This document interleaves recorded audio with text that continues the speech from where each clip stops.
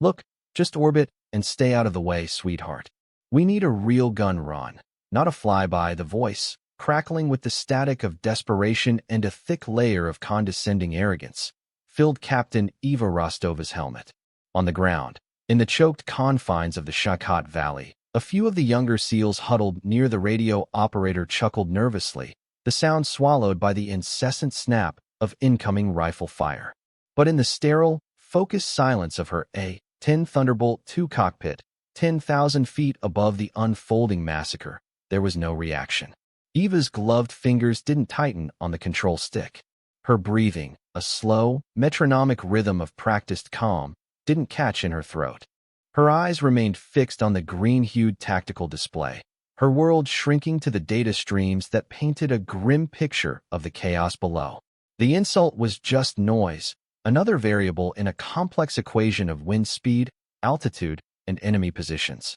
It was meaningless. What mattered was the data.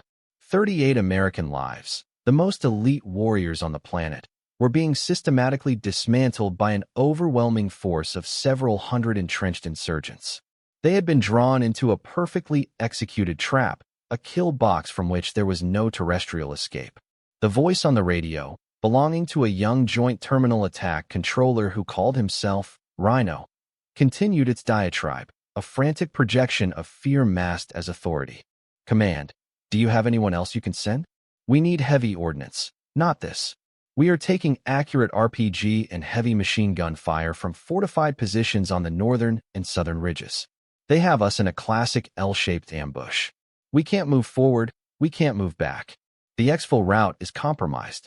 We need a show of force. We need a pilot who can walk rounds right onto their heads, but the general listening in on the command net from Bagram saw something different. He wasn't looking at the tactical map. He was watching the live drone feed, zoomed in on the lone A-10 circling patiently, a patient predator high above the fray. He saw the subtle, almost imperceptible adjustments in its flight path, the way it used the thermal updrafts from the sun-baked canyon walls to conserve fuel without being told. It was a kind of flying he hadn't seen in decades, a ghost of an older, more intuitive era of aviation. He saw the pilot's call sign on the screen, Ghost, and a memory stirred, a whisper from a classified briefing years ago about a pilot who flew not by the book, but by the laws of physics themselves. He leaned forward, his intuition overriding the panic in the JTAC's voice. If you believe that true competence needs no introduction, type silence below. Rhino's voice, now laced with the high-pitched whine of true panic, flooded the channel again, his earlier arrogance dissolving into a raw plea for survival. They're massing for an assault on our western flank. They're coming out of the caves. We're about to be overrun. Where is our air support? I say again, where is our goddamn air support? Down below, Master Chief Petty Officer Thorne, the commander of the besieged SEAL team, calmly keyed his own radio, his voice a low gravel that cut through the JTAC's hysteria. He had seen enough. He had heard enough.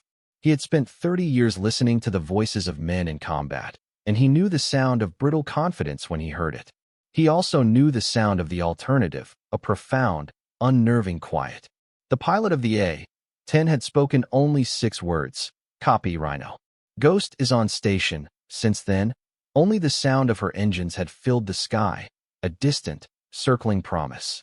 Thorne watched as an RPG detonated against the rock face just 10 feet from his position, showering his men with granite shards. That was it. Protocol be damned. He keyed his mic, his words directed not at the frantic JTAC, but at the silent professional above. Ghost, this is Trident Lead. The situation is untenable. We are danger close. I repeat, we are danger close. We require immediate kinetic support on the coordinates I'm about to read. Put it right on our heads, pilot. It's our only chance. In the cockpit, Captain Rostova acknowledged with a single click of her mic. She had already processed the data. She had already run the simulations in her head a dozen times. The valley was too narrow for a standard gun run. The enemy positions were too close to the friendlies. The rising wind shear created unpredictable air pockets. The manual, the regulations, the very laws of conventional air combat said it was impossible. A traditional high-angle strafe would risk sending 30mm rounds ricocheting down the canyon walls and into the SEAL's position. A bombing run was out of the question. the blast radius would kill everyone. This was a surgeon's problem, and everyone on the ground was screaming for a sledgehammer. But Eva Rostova was not a sledgehammer. She was a scalpel, forged in a program so secret that its graduates were considered myths. Her call sign, Ghost, wasn't a cool nickname. It was a mission statement. The challenge wasn't just to save the man. It was to rewrite the rules of what was possible. As Thorne read the coordinates, a string of numbers that marked the thin line between life and death, Eva's hands moved with an economy of motion that was almost hypnotic. A flip of a switch armed the A-10 Avenger cannon. A tap on the screen adjusted the heads-up display, slaving it to the targeting pod. She eased the throttle back, and the A-10's twin engines spooled down with a mournful howl. Then, she did the unthinkable. She nosed the Warthog over, not into a dive, but into a controlled, terrifying descent. She wasn't attacking from above. She was going in. The plane dropped from the sky like a stone, plummeting towards the mouth of the valley. Alarms blared in the cockpit, altitude warnings, terrain proximity alerts, a cacophony of electronic protest against an action that every system on board recognized as suicidal. Eva silenced them with a single button press. The world outside her canopy became a blur of brown and gray rock. She was now below the ridgelines, flying inside the kill box, a place no fixed-wing aircraft was ever meant to go. The enemy fighters, who had been focused on the seals below, now looked up in stunned confusion. They saw not a plane, but a winged demon charging down the gullet of the valley at over 300 knots. For a split second, the entire canyon held its breath. On the ground, the seals could only stare in disbelief as the A-10 grew from a speck to a monster, its iconic straight wings and pugnacious nose filling their vision. Rhino, the arrogant JTAC, could only whisper, "No way. That's not possible." He was right. It wasn't. But it was happening. Eva's mind was a supercomputer of instinct and calculation. She saw the crosswinds, the pockets of unstable air, the exact placement of every enemy machine gun nest. She wasn't just flying the plane. She was dancing with the physics of the valley itself. Then, she opened the gates of hell. Her thumb depressed the trigger on her control stick, and the A-10 Avenger began to sing its terrible, beautiful song. The iconic BRRRT of the seven-barreled cannon was not just a sound. It was a physical force that shook the very foundations of the mountains. It was a sound of pure, unadulterated violence, but in Eva's hands, it was wielded with the precision of a laser. Because she was flying level with them, not above them, the trajectory of the rounds was flat. There would be no ricochets. Every single 30mm depleted uranium shell flew straight and true. She wasn't spraying and praying. She was painting a masterpiece of destruction. The first burst, a 2-second pull of the trigger, sent 130 rounds into the fortified machine gun nest on the southern ridge, vaporizing the position and its occupants in a cloud of dust and fire. She jinked left, dodging a stream of tracer fire, the canyon walls so close she could see the terror in the eyes of the insurgent who had been firing at her. Another burst, this one shorter, more precise, erased a mortar team that was setting up behind a rock outcropping.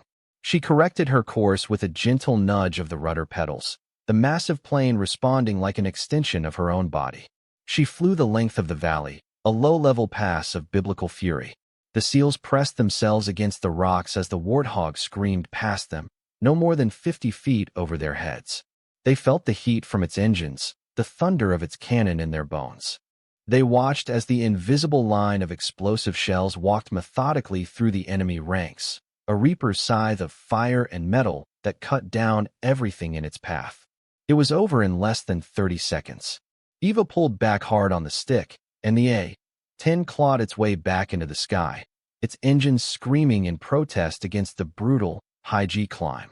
It ascended just as quickly as it had descended, leaving behind a scene of absolute, perfect devastation. And then, silence. A profound, deafening silence fell over the valley, broken only by the crackle of a few burning fires and the whisper of the wind. The incessant gunfire had stopped. The shouting had stopped. The entire enemy assault had simply ceased to exist. On the radio, there was only the sound of open mics and stunned, ragged breathing. For a full minute, the radio net was dead. The silence was heavier, more profound than the preceding chaos. It was the sound of disbelief, of survival snatched from the jaws of certain death. It was the sound of 38 hardened warriors trying to process the miracle they had just witnessed.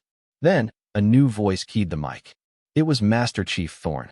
His words were slow, measured, stripped of all military protocol, and filled with a raw, unvarnished awe.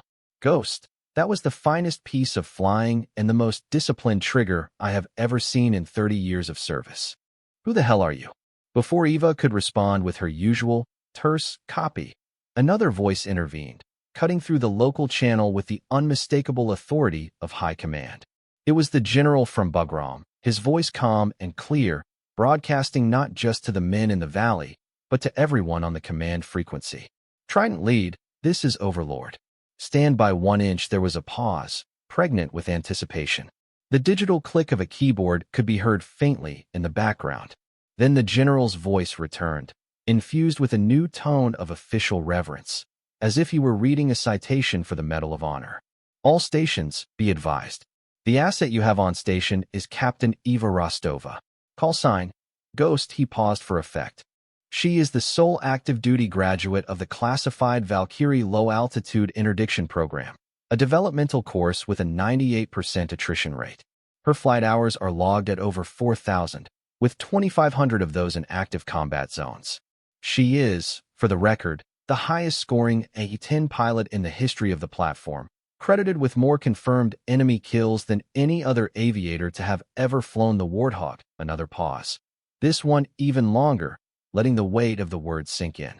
The maneuver she just performed is designated in the Valkyrie curriculum as the Reaper's Scythe. It is not in any standard Air Force manual because, until today, it was considered a theoretical impossibility, a high-risk simulation exercise that no pilot was expected to ever attempt in a live combat scenario.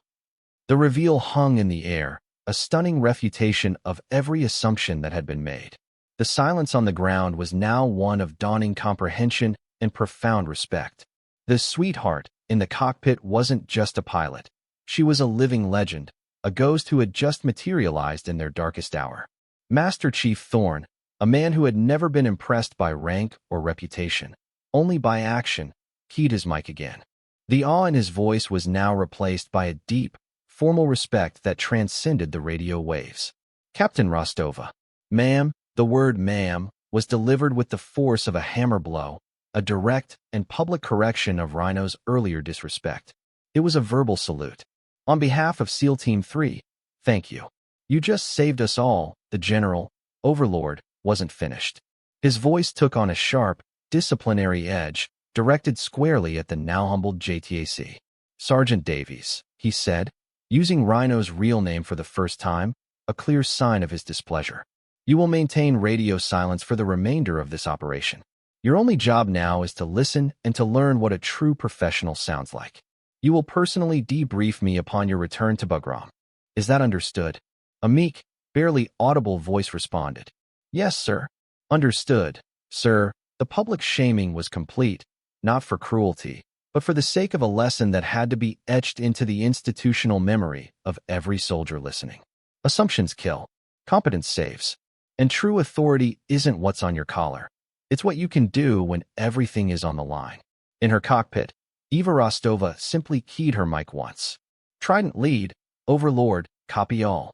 Ghost is on station, ready for tasking. There was no triumph in her voice, no hint of, I told you so. There was only the calm, steady presence of the consummate professional, her work having spoken for her far more eloquently than any words ever could. The job wasn't over. Respect had been earned, but the mission continued. The story of the Reaper's Scythe spread not like wildfire, but like a shockwave.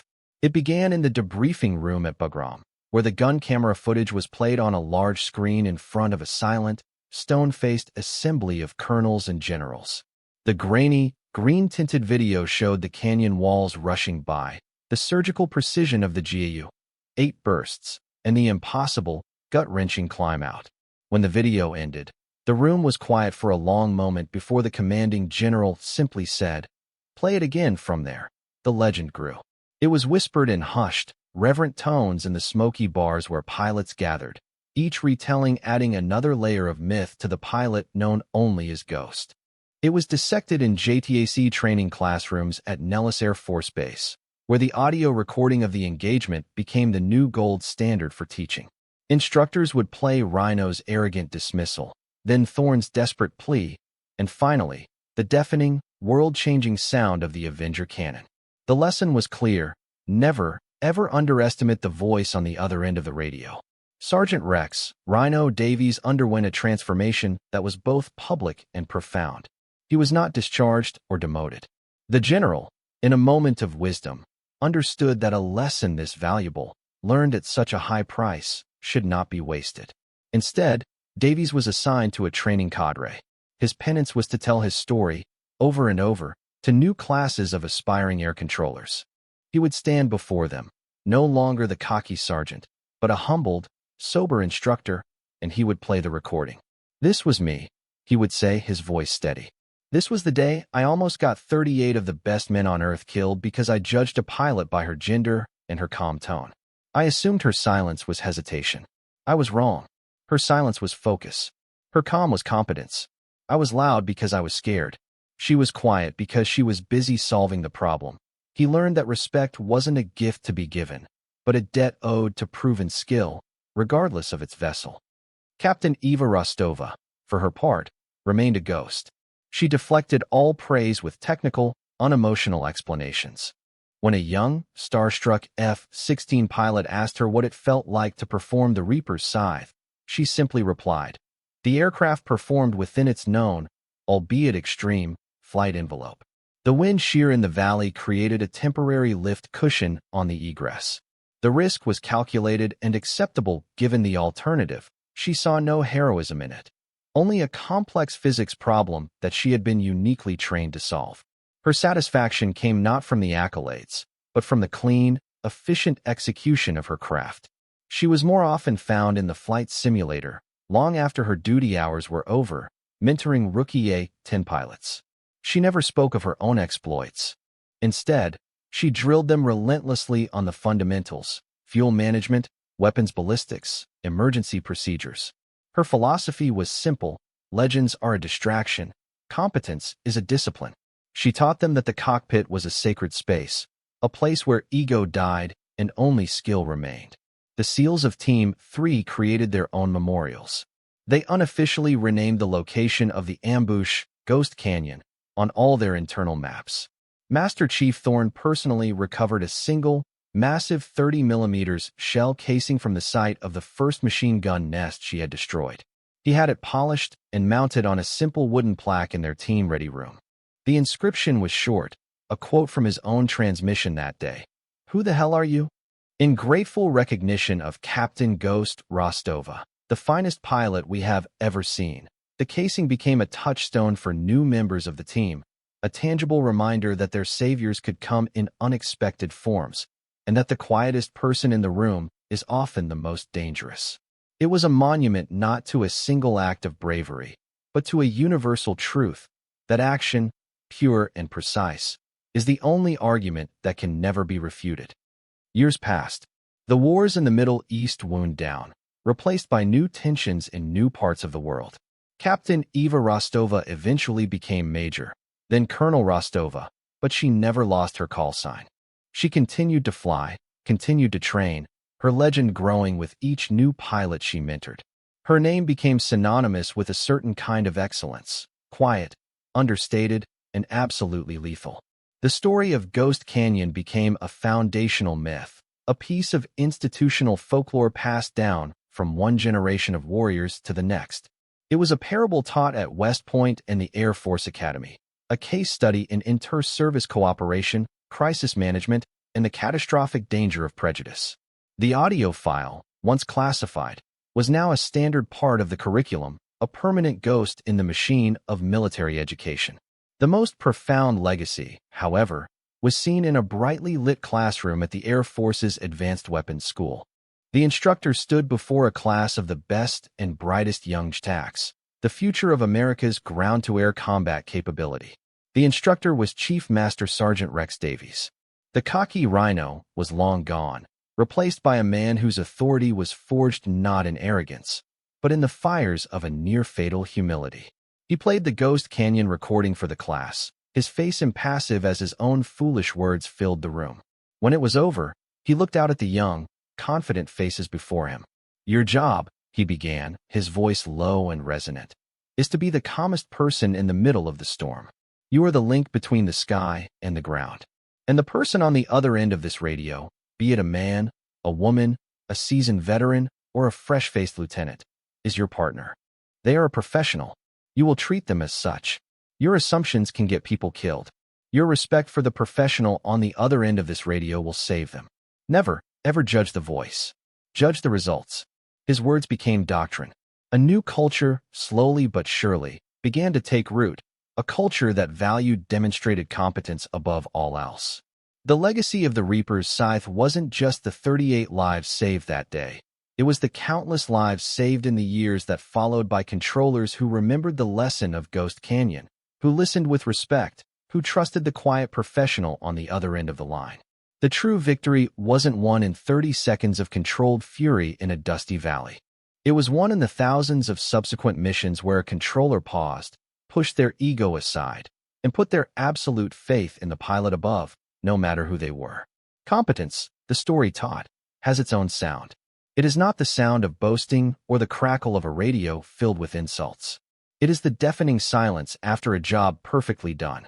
It is the quiet, rhythmic hum of an engine, the steady, measured breath of a professional under extreme pressure, and the thunderous, undeniable roar of action that speaks for itself, rendering all argument obsolete. Legacy isn't a name etched onto a monument or a story told in a bar. It is a standard of performance that echoes forward, a ripple of excellence carried in the actions and attitudes of those who learned the lesson. It is the quiet professional's ultimate, enduring victory, a victory not over an enemy, but over the ignorance that so often resides within ourselves. It is the quiet confidence that true worth needs no announcement, for it will be proven, inevitably, when the stakes are highest. For more stories where precision triumphs over prejudice and where quiet competence defines their worth, subscribe to Unknown Heroine Stories.